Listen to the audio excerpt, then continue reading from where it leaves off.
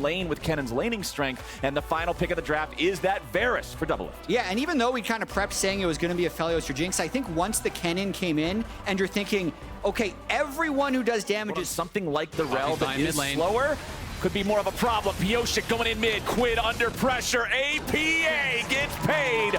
First blood to Team Liquid. In the coach interview, 100 Thieves just has a strong team fighting composition, so they want to get to that phase. Team Liquid, though, is going to push. Ooh, Doublelift getting engaged on here as Yawn is down to about 100 HP. He's already dead. 100 Thieves get him in the 2v2 as Busio is slammed back into the wall. He's got the bailout, but he ain't going to bail out in time. Core JJ just might get traded back as Closer comes in with a shattering strike, and Doublelift hits him with a piercing air. Go bad early. Core JJ jumping over the wall there to see if he could interfere with this Drake take, but because it's a 3-man commit from 100 Thieves, there's nothing for him. Reduced. Reduced by 90 or whatever. Busio, handshake there onto Pioshik. 100 Thieves now getting engaged. Nice engage from Core JJ, finds Closer and Quid, but now it's Pioshik locked down in the front. Quid finds the kill. 100 Thieves strike. Yeah, I gotta say, in the two biggest fights that mattered, Busio has really performed this game. It was the gank early. Right there, again, Core JJ engages. Busio is patient enough. Hold on now. Quid immediately with the shuffle. APA thought he was sequence. They're going to be able to give first turret of the game to Quid. Uses the crown once again to tank some turret damage. On the turret with it ended up having a timer that ran most of the way down. Speaking of the timers, this one's getting a little bit short, but I don't always trust Spectator Herald timer anyway. Summit versus Someday in the bottom. This is still the part of the map where a big part of Team Liquid's gold lead is coming from. But Someday's going all in. He nearly gets the kill, but he won't quite find it. Doublelift shows up, and the snipe with James. And be able to really, fight people in these side lanes. The way that you win trades in a 1v1, if he's going to be playing in the side lane against Seer, is you have to be rocket jumping in aggressively, and it's going to be tough, I think, for him, unless the rest of his team can do a really good job to actually create space. Closer trying to go in there, but now we got the follow-up from 100 Thieves, and they ain't going to find it just yet, but they swoop him right back in. Summit's picked up thanks to the Emperor. The Baron Pit should have actually tipped them off, right? Like, there was a ward on the way to the Baron Pit. Let's watch this back with vision, because there's no way 100 Thieves would just give it. That's an incredible call by TL. There was a ping, a red side ping from 100 Thieves on the Baron while they were still on the Drake. So from what was looking like a pretty doomed game. And they need to as well, because that was sole point for 100 Thieves as well. So this bottom turret goes to Summit.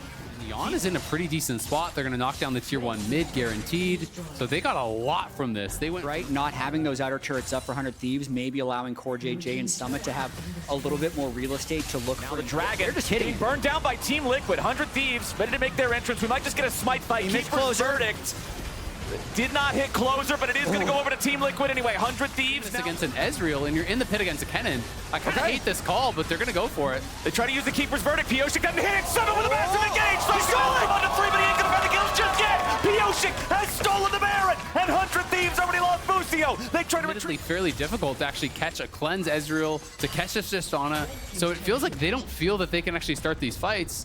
And so they just kind of end up throwing their game on this decision to go for the Baron, which was really, really ill-advised. It's just a bizarre kind of ending to this game number 1.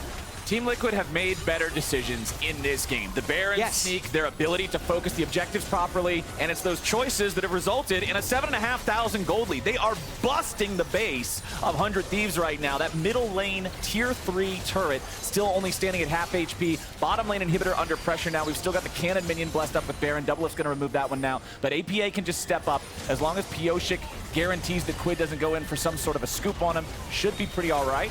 As the mid lane tier 3 now under pressure from Summit, he'll finish that one off. And Someday is still just no answer whatsoever to this Kennen in the 1v1. It's very difficult for him to deal with this champion, because if you look at the itemization of Someday, it's pure armor to deal with the double 80 carry on the enemy team. So that paralysis for 100 Thieves does so much. As Team Liquid now trying to get away. Pioshik using the slam to tackle. Players now look to pressure onto the inhib, take that one out, make it a 2-inhib game. Pioshik with a steadfast presence. Core JJ grand exit right back over the wall. Someday with a knockup. He goes all out to bring Summit into the rest of the team, but he pops the Zonias, and instead it's Quid, who may just drop. The bailout keeps him alive. Beautifully done from Busio as Pioshik tries to go over the wall, and Quid still lives. Liquid zoned away from this one. There is no Baron for another minute and 15 seconds, but Team Liquid's going right down mid. They've already found Closer. Why was he there? Team Liquid pushing with a 4-man squad down mid. They got the 1-man split up top. 2 inhibitors are already down, and inhibitor number 3 is about to have a wave crash into it. TL, our 5v4 for the next 35 seconds.